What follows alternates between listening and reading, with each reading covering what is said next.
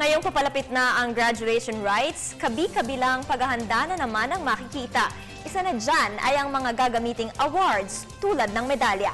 Pero alam nyo bang may ilang graduation medals na nagpositibo sa nakalalasong kemikal? Kung ano ang mga ito, balitaan mo kami. Julius Disamburon. Papalapit na naman ang buwan ng mga mag-aaral na nagpakita ng kanilang sipag at dapat na sabitan ng medalya. Pero nagbabala ang isang environmental group hinggil sa mga medalyang nagtataglay ng nakalalasong kemikal na karaniwang ginagamit sa mga kindergarten hanggang grade schools. Mula sa ginawang pagsusuri ng Eco-Waste Coalition, nakitaan ng mga lead alloy ang ilang graduation medals. Ang kemikal na ito ay masama sa kalusugan ng mga bata at posibleng dulot ng brain damage. Aabot sa 30 medalyang nabibili sa bahagi ng Maynila ang kanilang sinuri. Nadiskubring 22 samples ay mayroong 90 parts per million lead mula sa mga pintura at coating ng medalya.